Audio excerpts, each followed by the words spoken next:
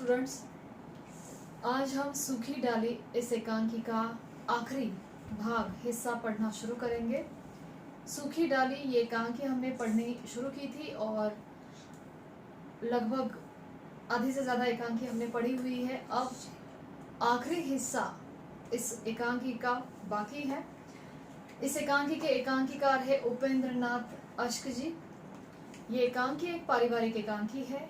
हमने पढ़ा कि किस प्रकार दादा मूलराज के संयुक्त परिवार में एक पढ़ी लिखी बहू बेला के आगमन से लहरें उठने लगती है, जैसे स्थिर पानी में ईंट फेंकने के बाद जैसे पानी में लहरें उठती है उस स्थिर पानी में, बिल्कुल उसी प्रकार दादा मूलराज जी के संयुक्त परिवार में बेला के आगमन से वैसी ही कुछ लहरें उठने लगती है।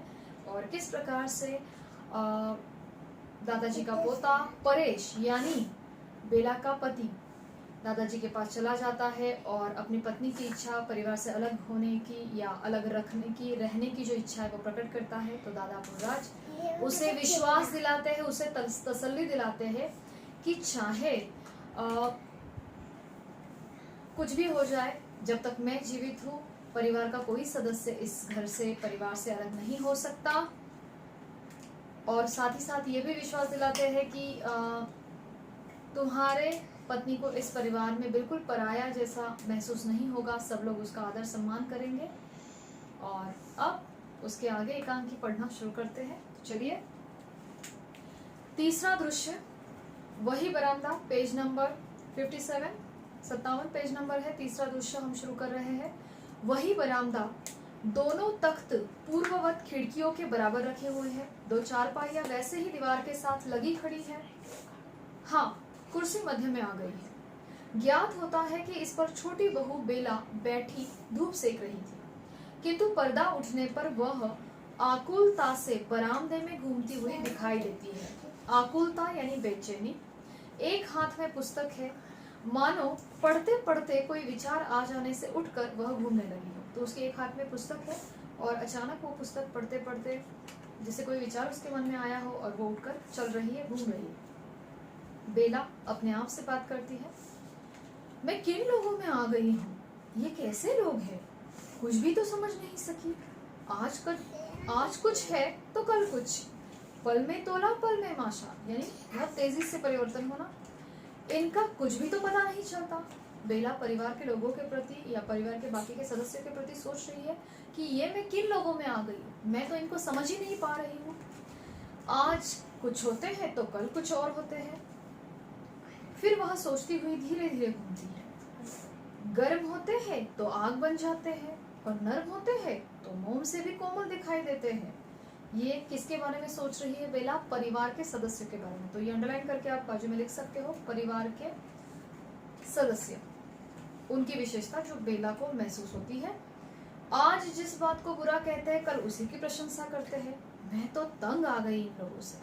तो बेला जो है वो बड़ी उलझन में फंसी है कि कल जिस बात के लिए बुरा कह रहे थे आज उसी की प्रशंसा कर रहे हैं। मैं तो परेशान हो गई हूँ इन लोगों से। जाकर फिर कुर्सी पर बैठ जाती है और पुस्तक खोल लेती है। अंदर गैलरी से उसकी सास यानी छोटी भाभी आती है। अब आगे क्या होता है देखिए। छोटी भाभी जो उसकी सास है किस प्रकार से बेला से बात करती है। तुम ठीक ही कहती थी बेटी, इस रद्दी सामान से बैठक नहीं कबाड़ी का गोदाम दिखाई दे रही थी। बैठक यानी जो बैठने की जो जगह होती है, बैठक सोफा वगैरह, वो तो ऐसा लग रहा था जैसे कबाड़ी का गोदाम है, यानी पुराने फर्नीचर दिख रहा था। सोचती थी कि यह सामान इतने दिनों से इस कमरे में पड़ा है, कुछ ऐसा बुरा भी नहीं और इस पर इतनी देर से सब बैठते आ रहे हैं, कहीं दादाजी बुरा ना माने। पर अच्छा किया तुमने जो वह सब उठा दिया। तो जो फर्नीचर के ऊपर से बेला और परेश का झगड़ा हुआ था और फिर बेला ने कह दिया था कि ये पुराना फर्नीचर मुझे अपने कमरे में नहीं चाहिए, उससे अच्छा तो नीचे चटाई बिछाकर मैं बैठ जाऊं। उसी फर्नीचर को वो अपने कमरे से निकाल देती है और उस बात से उसकी छोटी सास ने उसको डांटा था, भला बुरा कहा था, लेकिन आज उसी बात की उसकी सास तारीफ कर रही है। जिस बात के लिए डांटा था कुछ दिनों पहले सास ने, उसी व्यवहार की, बेला के उस व्यवहार के, उस बर्ताव की तारीफ कर रही है कि अच्छा हुआ तुमने फर्नीचर हटा दिया। दादाजी बुरा ना माने इसलिए हम लोग कुछ बोल नहीं रहे थे, बट तुमने अच्छा किया, सब हटा दिया। मैंने अब परेश से कह दिया है कि तुम उसके साथ जाकर अपनी रुचि का सामान खरीद लाओ। तो मैंने अपने बेटे परेश से कह दिया है कि तुम उसके साथ मार्केट जाओ, बाजार जाओ और तुम्हारी पसंद का, तुम्हारी रुचि का सामान खरीद लाओ, यानी फर्नीचर। यह सब मैं रजवा से कहकर सुरेश के कमरे में भिजवा देती हूँ। सुरेश कौन है? परेश का भाई होगा। तो उसके कमरे में ये फर्नीचर में भिजवा देती हूँ जो पुराना है। कई बार निगोड़ी इन्हीं कुर्सियों के लिए वह मुझसे रूठ चुका है, यानी नाराज हुआ है। तो सुरेश भी यही कुर्सियों के लिए कितनी बार मुझसे रूठ चुका है। बेला, लेकिन आप बैठिए तो माँ जी। तो उसकी सास, बेला की सास यानी छोटी भाभी आई थी, लेकिन ऐसे ही खड़े खड़े बात कर रही है, बैठती नहीं है और बेला बैठी हुई है। तो उसको बड़ा ऑकवर्ड सा फील हो रहा है कि वो खुद बैठी है और सास खड़ी रह के बात कर रही है। तो क्या कहती है अपनी सास से? आप बैठिए तो माँ जी। छोटी भाभी, बस तुम बैठो बेटी, मैं तो यूं ही तुम्हें इधर बैठे देखकर चले आई। अनाज पड़ा है उसे फटकना है, मिर्चें पड़ी है उन्हें कूटना है, मक्खन कई दिनों का इकट्ठा हो गया उसका घी बनाना है और 20 दूसरे काम है और दिन भी ढल रहा है। तो सास तो बैठी नहीं, बल्कि उसने कामों की लिस्ट बना दी, सुना दी बेला को कि मुझे अनाज पड़ा है उसको फटकना है यानी साफ करना है, मिर्चें पड़ी है उनको कूटना है यानी पीसना है, मक्खन कई दिनों का इकट्ठा हो गया उसका घी बनाना है और बहुत सारे काम है, दिन भी ढल रहा है।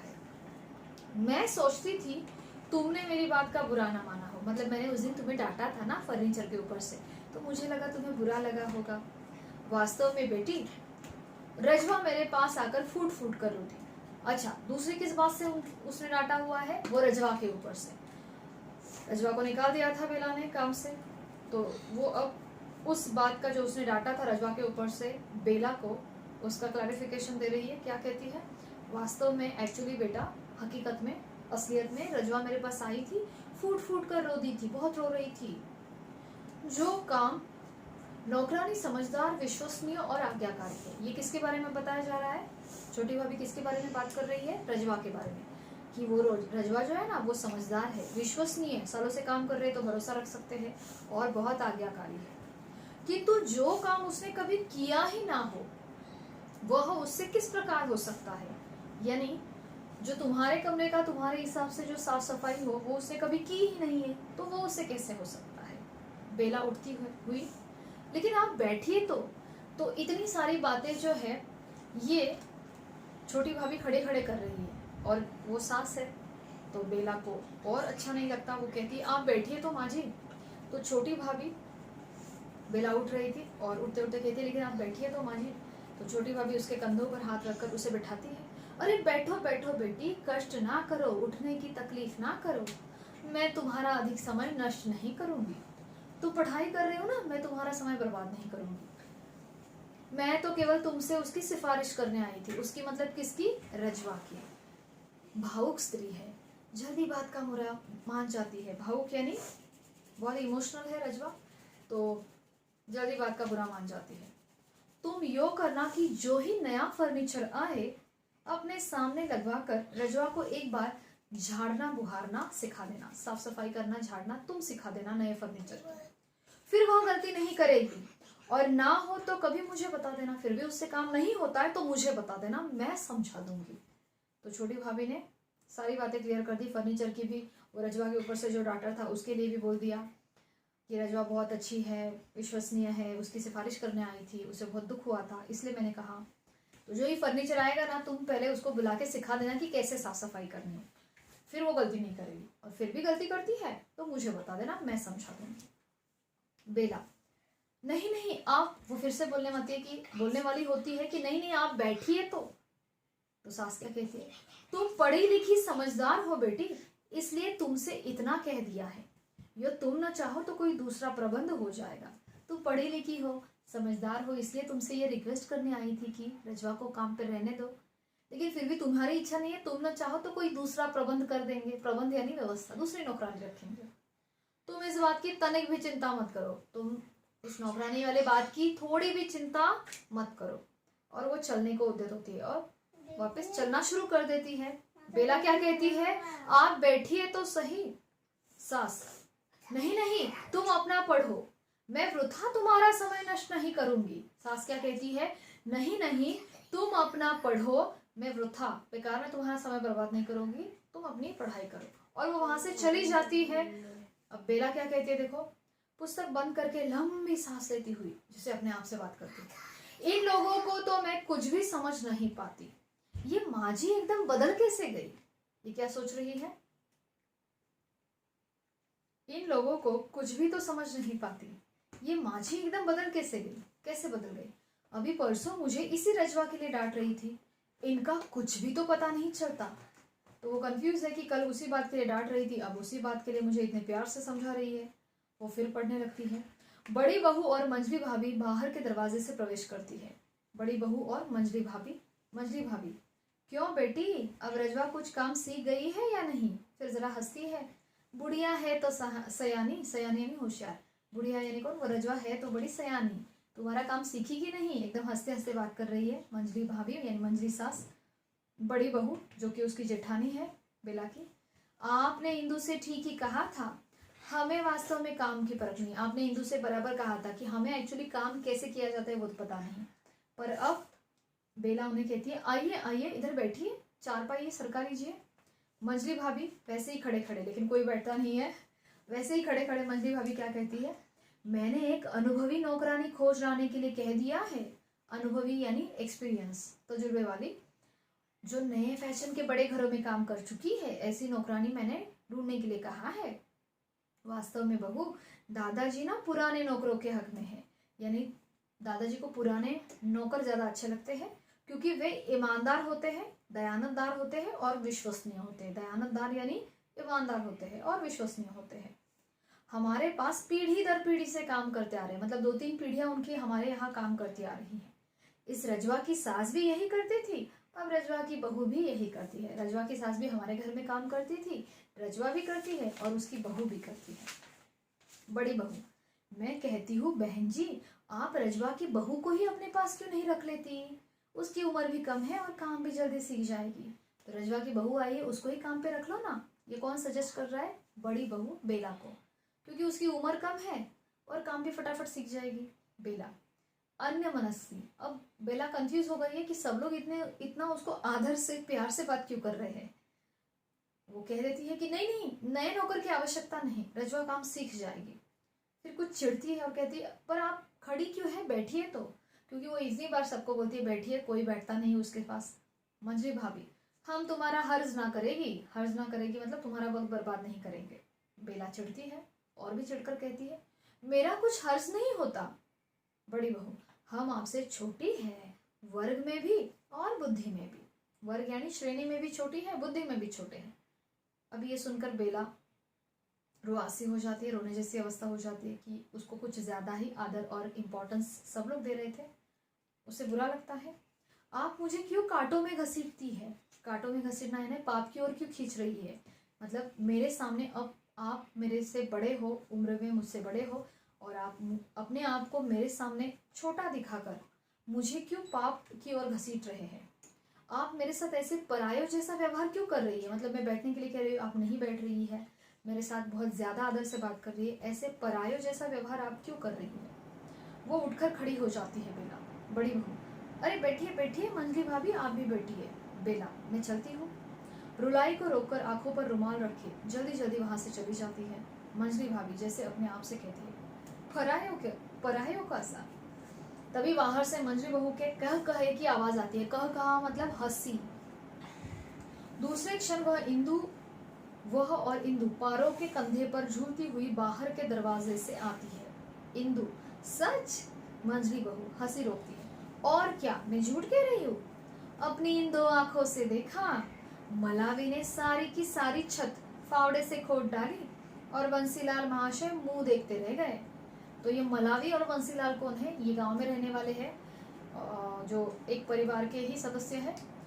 मलावी जो है ये बंसीलाल की भाभी है, यानी बंसीलाल के भाई की पत्नी। तो कुछ झगड़ा हुआ था दोनों भाइयों में, तो भाभी ने क्या किया, यानी मलावी ने बंसीलाल के जो घर का छत था वो सारा फावड़े से तोड़ दिया, जो अभी अभी बनाया हुआ नया नया छत था उसे तोड़ दिया। सभी ठहाका मारकर हंस पड़ती है और वो तमाशा मंजली बहू ने देखा है और अब घर पर आके सबको हंसते हुए सुनाती है। बड़ी बहू, भाई मुझे भी बताना क्या किया मलावी ने। सच? मंजली बहू चारपाई बिछाकर उसमें धंस जाती है, बैठ जाती है। उसकी एक और इंदु बैठी है, दूसरी ओर पारो बैठ जाती है, पारो जो पड़ोसन है। मंजली भाभी कुर्सी पर बैठती है और बड़ी बहू खड़ी रहती है। मंजली भाभी कुर्सी को जरा खिसका कर समीप करती है सुनने के लिए। बंसीलाल के सामने उखाड़ कर फेंक दी छत मलावी ने। मतलब बंसीलाल के सामने ही मलावी ने छत तोड़ दी। मंजली बहू, अरे मैं कहती हूँ मुंह देखते रह गए बंसीलाल महाशय, ताका किए मुटर मुटर, मतलब बस देखते रह गए बिना पलक झपकाए। सब ठहाका लगाती है। बड़ी बहू, अरे कौन सी छत खोद डाली ये तो बताओ। मंजली बहू, रसोई की। और कौन सी छत खोद डाली? रसोई यानी किचन के ऊपर की छत। अभी 2 घंटे भी नहीं हुए थे कि राज मजदूर छत डालकर गए, यानी मिस्त्री लोग अभी अभी छत बनाकर गए थे, गीली थी वो छत। और बंसीलाल कारीगरों और मजदूरों से निपट कर अभी दुकान को गया ही था कि आ गई उधर से मलावी मारो मार करती, यानी जोश में भागती हुई। जाने किसने उसे जाकर बताया कि तुम्हारे देवर ने अपने रसोई पर छत डाल दी है। तो ये बंसीलाल मलावी का कौन है? देवर है। ओके, लेके फावड़ा बस उसने सारी की सारी छत खोद डाली। बंसीलाल तो तब पहुंचे जब अंतिम कड़ी भी उखाड़ चुकी थी, मतलब पूरा छत जब उसने खोद डाला, तोड़ दिया, तब बंसीलाल पहुंच गया वापस। तब क्या करते? बस थाका किए मुटर मुटर, मतलब देखते रह गए। कौन? बंसीलाल। किसे? टूटे हुए छत को और मलावी को। मंजली भाभी को छोड़कर सभी हंसती हैं। मंजली भाभी पूछती है, पर बंसीलाल का लड़का, मतलब बंसीलाल का लड़का है ना जवान, वो उसने क्या किया? उसने कुछ कहा कि नहीं? मंजली बहू, वो तो गली के सिरे पर ताल ठोक रहा है। ताल ठोक रहा है यानी अपनी शक्ति का प्रदर्शन कर रहा है। ओके, ताल ठोकना मतलब जंघा पर हाथ मारकर बताती है कि ताल, जैसे कबड्डी कैसे करते हैं, जंघा पर हाथ मार के, वैसे जंघा पर हाथ मारती है और कैसे ताल ठोक रहा है वो कहती है, दिखाती है। ताल ठोकना यानी अपनी शक्ति का प्रदर्शन करना। तो बंसीलाल का लड़का क्या कर रहा है? गली के सिरे पर खड़ा होकर शक्ति का प्रदर्शन कर रहा है। इंदु, ताल ठोक रहा है। मंजली बहू कह लगाती है यानी हंसती है। सच ताल ठोक रहा है और ललकार रहा है कि मैं ड्योढ़ी की छत खोद डालूंगा, मैं मकान को खंडर बना दूंगा। खंडर यानी तोड़ दूंगा। किसके खंडर को? मलावी के घर को, सॉरी खंडर नहीं, किसके मकान को? मलावी के मकान को खंडर बना देगा। ऐसे कौन कह रहा है? बंसीलाल का बेटा। मैं ये करूंगा, मैं वह करूंगा। और इधर मलावी कमर कसे खड़ी है कि आए जो मायका लाल है, रखेगा पाव घर के भीतर। तो मलावी भी कम नहीं है, वो भी कमर कस के रेडी पोजीशन में। वो क्या कह रहे? कौन मायका लाल है जो आए मेरे घर के अंदर, पाव तो रखे। सब हंसती है। इंदु अंगुली ओठों पर रखती है। भाभी आ रही है, यानी बेला आ रही है। सबकी हंसी एकदम बंद हो जाती है, सन्नाटा छा जाता है, शांति छा जाती है। बेला एक हाथ में बंद किताब थामे धीरे धीरे सीढ़ियां उतरती है। बेला, क्यों जीजी आप चुप हो गई? जेठानी से पूछती है, यानी मंजली बहू से। किस बात पर कह कहे लगाए जा रहे थे? तो बेला पूछती है कि किस बात पर आप इतने हंस रहे थे? मंजली भाभी कुर्सी से उठ जाती है। हालांकि मंजली भाभी सास है, लेकिन बेला के आने पर वो खुद उठती है और क्या कहती है? हम लोग तो यूं ही हंस रही थी, अरे आओ ना इधर कुर्सी पर बैठो। यानी मंजली सास उठती है बेला के आने के बाद और उसको जगह देती है बैठने के लिए। नहीं नहीं आप बैठिए, मैं इधर तख्त पर बैठ जाती हूँ। मंजली बहू जल्दी से उठती है, अरे आइए ना आप इधर बैठिए। इंदु और पारो वो भी उठ जाती है चारपाई से और कहती है, आइए आइए आप इधर बैठिए। मतलब बेला के आने के बाद हर एक जन अपने स्थान से उठता है और उसे बैठने के लिए आग्रह करता है। ये बहुत ज्यादा आदर होता है, क्योंकि दादाजी ने सबको कहा था। फिर नीरवता छा जाती है। अभी तक तो सब लोग एकदम हंसी मजाक कर रहे थे, बेला के आने के बाद शांति छा जाती है, कोई कुछ नहीं बोल रहा है, जिसमें एक प्रकार की घुटन है। घुटन यानी एक ऑकवर्डनेस है, कोई कुछ नहीं बोल रहा है, ना हंस रहा है ना बोल रहा है। बेला बाहर की ओर चल पड़ती है। जब एकदम शांति हो जाती है, वो एक ऑकवर्डनेस फील होता है वातावरण में, तो बेला को अच्छा नहीं लगता, वो उठकर चल पड़ती है। इंदु, अरे बैठिए भाभी जी आप चली क्यों? मुड़कर क्लांत तथा भारी स्वर में। तो बेला दुखी मन से कहती है, मैं तो इधर ही जा रही थी, यूं ही जाते जाते खड़ी हो गई। मैं आपकी हंसी में बाधा नहीं डालना चाहती, आप हंसी मजाक कर रहे थे और मैं आपकी हंसी में रुकावट नहीं बनना चाहती। और फिर उदास हंसी के साथ कहती है, आप हंसिए, कह कहे लगाइए। चुपचाप अहाते के दरवाजे से निकल जाती है। मंजली बहू, मैं कहती थी ना इस ओर ना जाओ, मेरी मुझे आदत हुई हंसने की, मैं कह रही थी कि इधर नहीं बैठना चाहिए, देखो अभी हम लोग हंसे, मेरी तो आदत है हंसने की। इंदु, अब यही तो एक स्थान था बैठने को। मंजली बहू, हम हंसती है तो हंसती है दिल से, और छोटी बहू की पढ़ाई में बाधा पड़ती है, अध्ययन में बाधा पड़ती है, यानी रुकावट हो जाती है। मैं कहती हूँ दादाजी को अगर पता चल गया हमारे यहाँ बैठने से छोटी बहू के पढ़ने में खलल आता है, यानी रुकावट आती है, तो वे तो इंदु बीच में कहती है कि तू यही तो एक जगह थी पर्दे वाली, मतलब यही तो एक जगह थी जहाँ हम लोग हंस सकते थे, बातचीत कर सकते थे, गप्पे लड़ा सकते थे। मंजली बहू, तुम भूल गई, हमें तो दादाजी ने खास तौर पर सतर्क रहने को कहा था, तुम्हें और मुझे। मंजली बहू याद दिलाती है इंदु को कि तुम्हें और मुझे तो खास तौर पे अलर्ट रहने के लिए कहा था। कह के हाँ लगाकर वो हंस पड़ती है। मैं कहती हूँ चलो मेरे कमरे में। इंदु, मुझे तो दादाजी के कपड़े धोने हैं, मैं चली। जल्दी जल्दी बाहर की ओर चली जाती है इंदु दादाजी के कपड़े धोने के लिए। मंजली भाभी, ठीक है अब तुम लोग भी यहाँ इतना ना बैठा करो। मंजली साथ समझाती है सबको और बड़ी बहू से कहती है हम तो गोदाम में जा रही थी, चलो गेहूँ छटवा ले, गेहूँ साफ कर ले। छोटी बहू तो कब की गई हुई है, फिर अंत हो जाएगा दिन और महरिया चली जाएगी, यानी दिन ढल जाएगा, नौकरानियाँ चली जाएगी, तो चलो जल्दी गेहूँ साफ करवाते हैं। बड़ी बहू, मैं तो फंस गई मंजली की बातों में, चले चलो। दोनों चली जाती है। मंजली बहू, मैं कहती हूँ पारो चल मेरे कमरे में, यहाँ चल कर बैठ। मंजली बहू पड़ोसन रहती है, मंजली बहू पड़ोसन से जो पारो है उसे कहती है कि चल मेरे कमरे में, लेकिन पारो कहती है मुझे तो जाना है भाभी, लल्ला आ गया होगा, ना मिली तो चिल्लाएगा। लल्ला यानी बेटा, मेरा बेटा आ गया होगा, नहीं मिली घर पे तो चिल्लाएगा, तो मैं जाती हूँ। मंजली बहू अपने आप से कहती है ये छोटी बहू तो बात से आकर सबको डरा गई। बाज यानी ईगल, गिद्ध। तो छोटी बहू के कारण सब लोग डर गए और भाग गए अपने अपने स्थान पर। वो हंसती है, बाहर से तभी बड़ी भाभी आती हुई दिखाई देती है। मंजली बहू, सुनी तुमने मलावी की बात? मंजली बहू अपनी बड़ी सास को सुनाती है कि सुनी तुमने मलावी की बात, खोद डाली उसने सारी की सारी छत, और कहा लगाती है बड़ी भाभी, मलावी ने छत खोद डाली? मंजली बहू उसे अपने साथ लेकर कमरे की ओर जाती हुई कहती है हाँ हाँ, अब भी राज मजदूर छत बनाकर गए थे कि आ गई मलावी मारो मार करती, पर चलो मेरे कमरे में, वहां चलकर सब बताती हूँ। मंजली बहू छोटी भाभी से, सॉरी बड़ी भाभी से क्या कहती है, चलो मेरे कमरे में, वहाँ पे बैठ के आराम से बताती हूँ।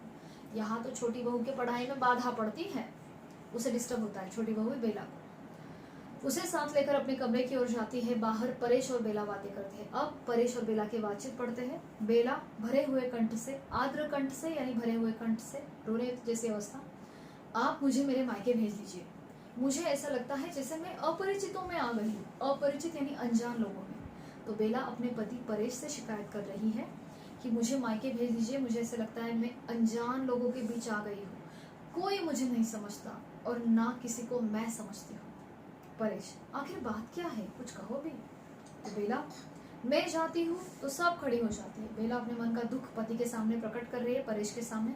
मैं जाती हूँ तो सब खड़े हो जाते हैं, बड़ी भाभी, मंजली भाभी और माजी तक यानी सास लोग भी खड़े हो जाते हैं, इतना रिस्पेक्ट दे रहे हैं। मेरे सामने कोई हंसता नहीं, कोई मुझसे अधिक समय तक बात नहीं करना चाहता, सब मुझसे ऐसे डरते हैं जैसे मुर्गी के बच्चे बाज से डरते हैं। जैसे मुर्गी के बच्चे ईगल से डरते हैं, वैसे सब लोग मुझसे डरते हैं। अभी अभी सब हंस रही थी, ठाके पे ठाके मार रही थी, जोर जोर से हंसी मजाक चल रहा था, लेकिन मैं गई तो सब लोग ऐसे सन्न रह गई, चुप रह गई सब लोग, जैसे भरी सभा में किसी ने चुप की सीटी बजा दी। जैसे ही मैं सबके बीच पहुंची, सब लोग इतने चुप बैठ गए, सबका हंसना बंद हो गया, जैसे भरी सभा में किसी ने चुप की सीटी बजा दी। परेश, पर इसमें बेला कंटिन्यू आगे करती है, क्या कहते देखो, और कोई मुझे काम को हाथ नहीं लगाने देता, तनिक सा भी काम करूं तो सब भागे आते, कोई मुझे काम ही नहीं करने देता, थोड़ा सा भी काम करूं तो सब लोग भागे दौड़े चले आते हैं, सब मेरा ऐसे आदर करते हैं जैसे मैं ही इस घर में सबसे बड़ी हूँ। ये बात उसको चुभ रही है। सब लोग, सास तक, भाभी, सास, जेठानी, सब लोग उसको इतना आदर दे रहे हैं जैसे कि वो घर में बड़ी है, सबसे बड़ी है।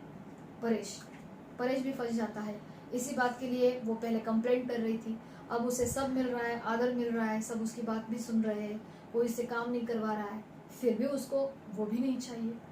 तो परेश क्या कहता है, मैं नहीं समझता तुम क्या कहती हो, तुम्हें शिकायत थी कि कोई तुम्हारा आदर नहीं करता, अब सब तुम्हारा आदर करते हैं। तुम्हें शिकायत थी कि तुम्हें सबसे दबना पड़ता है, डरना पड़ता है, अब सब तुमसे डरते हैं। तुम्हें शिकायत थी कि तुम सबका काम करती हो, अब सब तुम्हारा काम करते हैं। आदर, सत्कार, आराम सब तो तुम्हें मिल गया है, न जाने अब क्या चाहती हो। वह तेजी से गुस्से में सीढ़ियां चढ़ जाता है। बेला निढाल होकर कुर्सी में धंस जाते हैं। निढाल यानी सोच सोच कर थक गई है, कुर्सी पर बैठ जाती है। न जाने मैं क्या चाहती हूँ, न जाने मैं क्या चाहती हूँ, पर मैं इतना जानती हूँ कि मैं यह सब आदर, सत्कार, सुख, आराम ये मुझे नहीं चाहिए। मुझे इस घर में घुल मिल जाना है। तो ये जो आदर दे रहे हैं, मुझे ज़्यादा आदर दे रहे हैं, सत्कार कर रहे हैं, मुझे आराम दिला रहे हैं, ये मुझे नहीं चाहिए। बाहों में मुंह छिपाकर वह सिसकती है, यानी बेला रोना शुरू करती है मुंह छिपाकर। तभी इंदु हाथ में कुछ मैले हुए कपड़े लिए हुए बाहर के दरवाजे से प्रवेश करती है। इंदु भाभी बेला को आवाज़ लगाती है, भाभी जी। बेला उसी प्रकार चुप बैठती है। इंदु बेला के कंधे हिलाकर कहती है, भाभी जी, भाभी जी। बेला मुंह ऊपर उठाती है। इंदु, है भाभी जी, आप तो रो रही हैं। बेला अपनी आंखें पोंछती है, नहीं मैं रो नहीं रही, पर इंदु परमात्मा के लिए मुझे जी जी करके मत बुलाओ। क्योंकि अभी तक तो वो भाभी बुलाती थी। इंदु बेला को भाभी बुलाती थी, लेकिन दादाजी के कहने के बाद वो उसे भाभी जी बुलाने लगी और वो बेला को खटकता है, अच्छा नहीं लगता। इसलिए वो क्या कहती है, मैं रो नहीं रही हूँ, लेकिन भगवान के लिए मुझे जी जी करके मत बुलाओ, भाभी जी करके मत बुलाओ। तो भला ये कैसे हो सकता है, आप मुझसे बड़ी है। इंदु क्या कहती है, ये कैसे हो सकता है, आप मुझसे बड़ी है और फिर आप मुझसे ज़्यादा पढ़ी लिखी भी है। बेला, लेकिन पहले तो तू मुझे यूँ जी जी करके नहीं बुलाया करती थी। इसके पहले तो तू मुझे भाभी जी ऐसे जी जी करके नहीं बुलाया करती थी। इंदु, मैं तो मूर्ख ठहरी भाभी जी, वो तो दादाजी ने कहा था।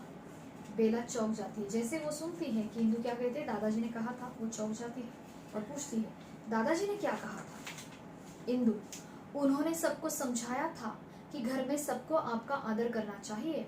बेला, किंतु उन्होंने यह सब क्यों कहा, मैंने तो कभी उनसे इसकी शिकायत नहीं की, मैंने तो कभी शिकायत नहीं की दादाजी से, तो उन्होंने ये सब क्यों कहा। इंदु, शायद छोटे भैया ने उनसे ये कहा था कि आपका जी यहाँ नहीं लगता, आप बाग वाले मकान में। और इंदु उसका वाक्य काटती है, ओ ये बात है। इंदु, दादाजी और सब सह सकते हैं, पर किसी का पृथक होना यानी घर से अलग होना नहीं सह सकते। हम सब एक महान पेड़ की डालियां हैं, वे कहा करते हैं, और इसके पहले कि कोई डाली टूटकर अलग हो जाए, मैं ही इस घर से अलग हो जाऊंगा। ये कौन कहते हैं, दादाजी। और उन्होंने हम सबको समझाया कि हम आपका आदर करें और काम करें और आपको पढ़ने पढ़ाने का अधिक समय दें। बेला, पर मैं तो नहीं आदर चाहती, मैं तो आदर नहीं चाहती, मैं तुम सबके साथ मिलकर काम करना चाहती हूँ। इंदु, यह कैसे हो सकता है भाभी जी। बेला दीर्घ निश्वास छोड़ती हुई, आप लोगों ने मुझे कितना गलत समझा और मैंने आप लोगों को कितना। इंदु, आप कैसी बातें करती है, लाइए कपड़े लाइए, मैं दादाजी के कपड़े धोने जा रही हूँ, साथ ही आपके भी फटक लाती हूँ। बेला चुपचाप सोचती है। इंदु आवाज लगाती है, भाभी जी। बेला जैसे मन ही मन उसने किसी बात का निश्चय कर लिया हो, वो कहती है, मैं भी तुम्हारे साथ चलूंगी, मैं भी तुम्हारे साथ जाऊंगी, कपड़े धोऊंगी। इंदु, लेकिन दादाजी नाराज होंगे। बेला, मैं दादाजी से कह दूंगी। इंदु, भाभी जी, मुझे केवल भाभी कहा कर मेरी प्यारी इंदु। इंदु का गला भी घर भर आता है, प्यार से भरे हुए गले के साथ वो कहती है, भाभी। बेला, चल कपड़े धोए, धूप निकली जा रही है। पर कपड़े, मेरे कपड़े आज रजवा ने धो दिए थे। बेला कहती है, सलवार कमीज ही तो थी, चल मैं तेरी सहायता करूंगी। दोनों चली जाती है। कुछ क्षण बाद बरामदे में कपड़े धोने का स्वर आने लगता है, यानी आवाज आने लगता है कपड़े धोने का। दादा गैलरी की ओर से हुक्का गुड़गुड़ाते गुड़गुड़ाते मल्लू की अंगुली थामे प्रवेश करते हैं। दादा मल्लू से बात कर रहे हैं। हाँ बेटा, तुम्हें मेले में ले चलेंगे, जो तू कहेगा वही खिलौना ले देंगे। मल्लू, मैं उड़न खटोला लूंगा, यानी एरोप्लेन। सहसा बाहर के दरवाजे के पास ठिठक जाते हैं, रुक जाते हैं। दादा आश्चर्य से, हैं छोटी बहू। बेला कपड़े धो रही थी, तो दादाजी आश्चर्य से कहते हैं, छोटी बहू। तो इंदु बीच में ही बोलती है, मैंने तो बहू तेरा कहा, पर भाभी नहीं मानी। मैंने भाभी को समझाया था कि आप कपड़े मत धोइए, लेकिन वो नहीं मानी। दादा, छोटी बहू इधर आओ बेटी। शर्माई हुई बेला दरवाजे के पास आकर खड़ी होती है।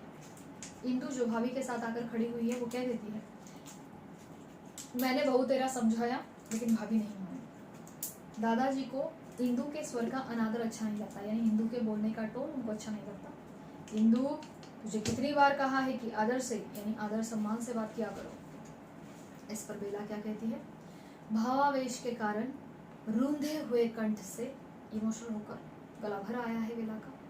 दादाजी, आप पेड़ से किसी डाली का टूटकर अलग होना पसंद नहीं करते। कोई भी डाली पेड़ से टूटकर अलग हो जाए ये आपको पसंद नहीं है, पर क्या आप चाहेंगे कि पेड़ से लगी लगी वह डाल सूख कर मुरझा जाए, यानी परिवार के साथ रहकर ही वो परिवार से अलग हो जाए।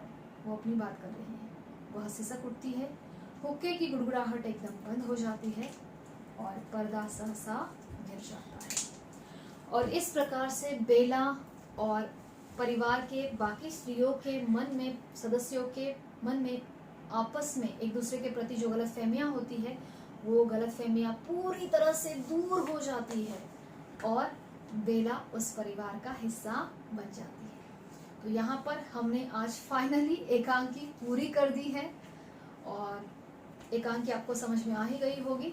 अब जितना हिस्सा एकांकी का आज हमने पढ़ा है वो आपको ध्यान से पढ़ना है, उसमें जो जो अवतरण मार्क करने हैं, जो इम्पोर्टेंट है उसे मार्क करने हैं और होमवर्क में जो प्रश्न आपको दिए जाएंगे वो भी उन प्रश्नों के उत्तर लिखने हैं।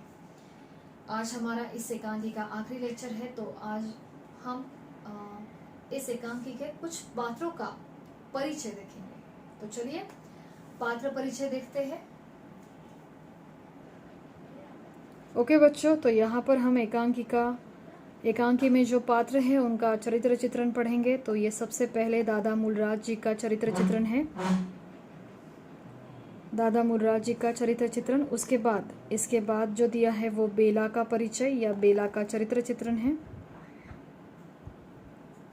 आप इसको आराम से पॉज करके पढ़ सकते हैं या इसका स्क्रीनशॉट लेके बाद में आराम से पढ़ सकते हैं। उसके बाद आगे जो है वो परेश का चरित्र चित्रण है।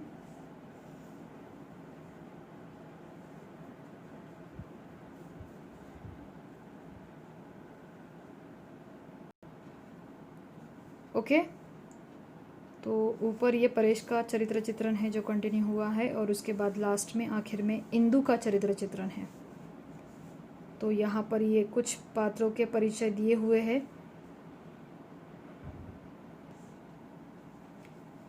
अब पात्र परिचय तो हमने पढ़ लिए, उसके साथ ही साथ तुम लोगों को शीर्षक की सार्थकता और एकांकी का उद्देश्य ये भी करना है। और यहाँ पर एक अवतरण मैं आपको दे रही हूँ गृह कार्य में, होमवर्क में। तो पहला प्रश्न, इसका अवतरण क्या है हम पढ़ते हैं पहले। तुम्हें शिकायत थी कि कोई तुम्हारा आदर नहीं करता, अब सब तुम्हारा आदर करते हैं। तुम्हें शिकायत थी कि तुम्हें सबसे दबना पड़ता है, अब सब तुमसे दबते हैं। तुम्हें शिकायत थी कि तुम सबका काम करती हो, अब सब तुम्हारा काम करते हैं। आदर, सत्कार, आराम, न जाने तुम क्या चाहती हो। तो पहला प्रश्न क्या है, वक्ता और श्रोता कौन कौन है, उनके संबंधों पर प्रकाश डालिए। तो सभी को पता चल गया होगा कि यहाँ पर वक्ता कौन है, परेश, और श्रोता कौन है, बेला, और उनका रिश्ता उस पर प्रकाश डालना है। फिर दूसरा प्रश्न, श्रोता की शिकायत क्या थी। तीसरा प्रश्न, अब श्रोता किस बात से दुखी है। और आखिरी प्रश्न है, परिवार के स्वस्थ वातावरण के लिए किन किन बातों की आवश्यकता होती है। तो बच्चों, इस प्रकार से हमने आज ये एकांकी पूर्ण कर दी है। अगर आपको इस एकांकी में कोई भी डाउट है, कुछ भी पूछना है, तो आप जूम लाइव लेक्चर में पूछ सकते हैं।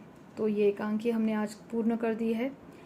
तो अगले वीडियो में फिर मिलते हैं एक नए पाठ या नई एकांकी के साथ। धन्यवाद।